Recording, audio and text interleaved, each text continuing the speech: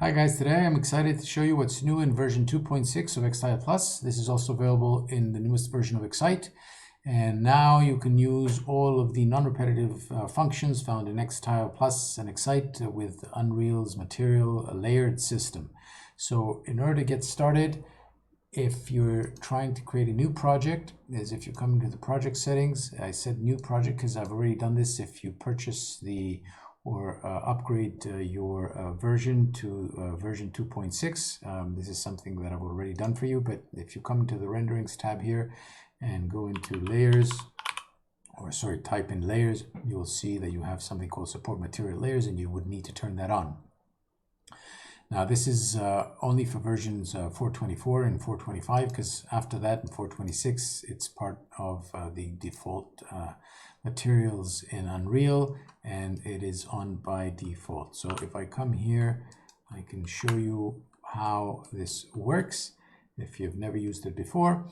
First of all, let me just show you where these materials are. Here in the materials, there is a subfolder called X-Layered Materials, and in here you will find all the folders related to the layered material system. So here we have two masters I've created. One is a normal basic master, and here is one that uses an opacity layer, and also is two-sided in case you wanted to use that. So depending on what sort of material you're trying to build, you can use one of the two. Here we have 8 layers that you can use. You have a basic texture, a color, emissive, normal. Here you have the 3 basic random generators. You have 1 for geometric pattern and 2 for organic using XBOM1 and XBOM2, and you also have a wetness. Here you have your blends, and you can use anything from a sort of blended mask to a, I'll just go through this fast. This is a blended mask, the curvature, this is a general mask. This is a random geometric pattern that can blend between 2 texture sets using a non-repetitive geometric pattern. You have a height mask, a multiply, a normal if you want to blend a bake normal inside your mesh. You have a pre-computed AO, a simple blend, a vertex color blend, and a ZIA blend. So let's quickly see how this works. So if I come here, I can open one of these instances here, and this is not the one that I want to use. One second. Here in the instance, let's change this to let's find the master, and let's switch to the master. And here is where everything lies now, in this section here, this new tab called layer parameters. And in this section you can start creating all your layers and your layer blends. So to start, I wanted to show you that or tell you that if you click on this drop down menu, excuse me, Unreal will just display the materials layers and nothing else, which is very convenient, so you don't have to scroll through other types of materials. So in this section here, you can decide on what type of layer you want to select.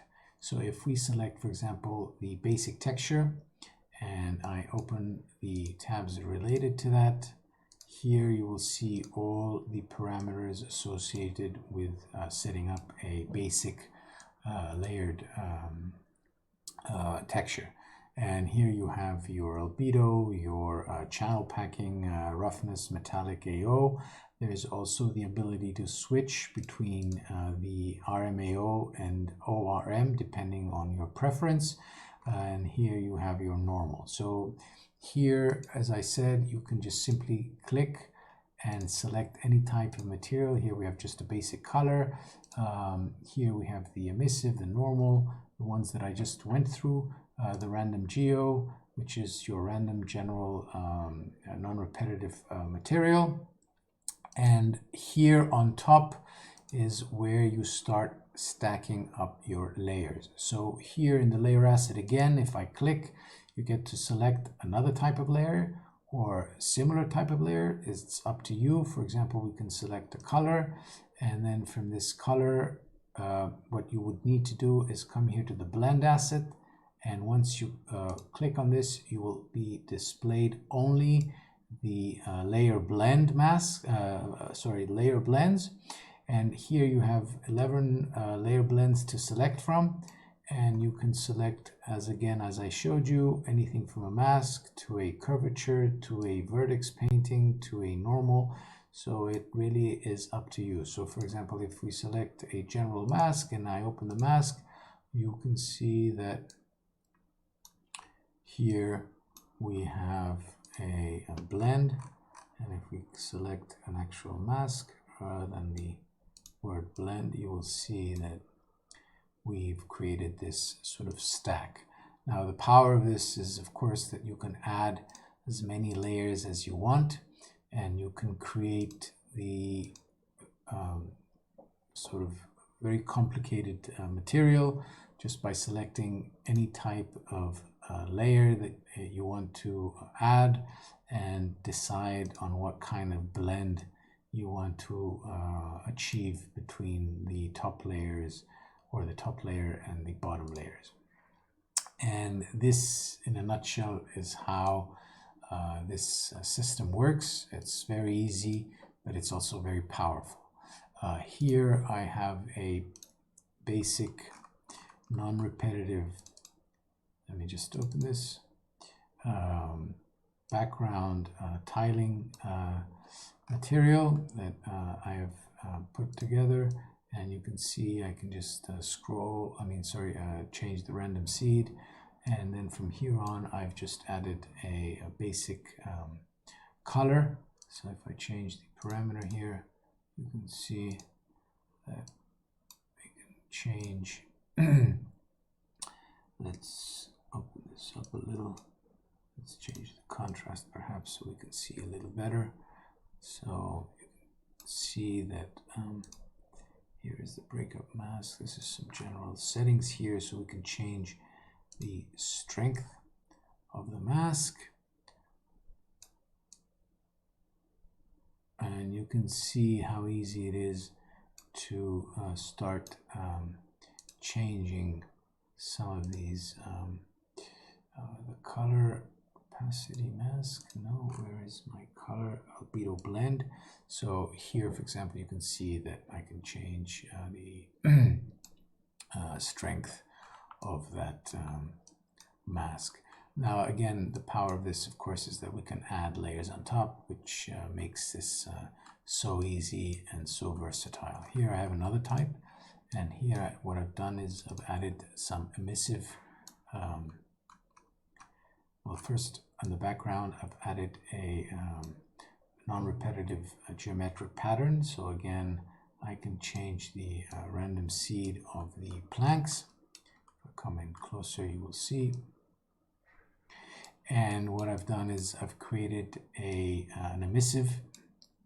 Oh, actually before that, I've actually created a sort of a general dirt mask on top using a general mask. But on top of that, what I've done is I've created these this emissive albedo layer, and what I've created as a blend is using that geometric pattern, and through that geometric pattern I am able to change the way the opacity,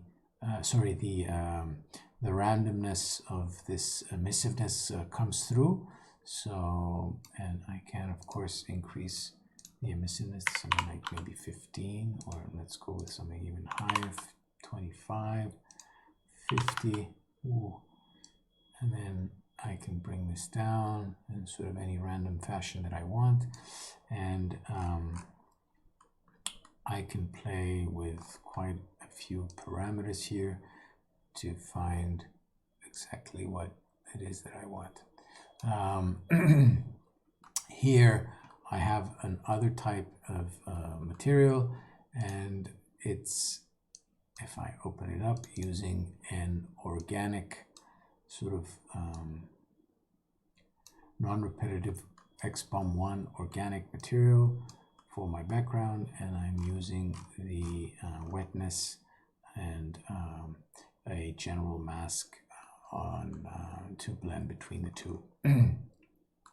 Here I have another type of material, and if I open this one, what I wanted to show you is that in the background I have again a non-repetitive tiling brick, so I can change the pattern. Let me see if I can, where is my overall scaling? Maybe if I come here to something like that, you can see it maybe a little better. So you can see that, and you can come here to the slide rows, and we can slide the rows to create this sort of brick non-repetitive texture. And above that I've used just a general texture of this ground material, and I'm blending it with a height mask. And this height mask is I can change, of course, as you can see, the height, so it's quite easy for me to create this nice transition between the two. And of course you can do this with any sort of effect. You can do this with a simple color or a mask, just to break the variation on the edges. And this is just 4 simple and quick examples that I wanted to show you. I hope you understood the power and versatility of using this system. If you have any questions or comments, please leave them below. I hope you enjoyed this little video. Take care, guys, and good luck with your projects. Bye.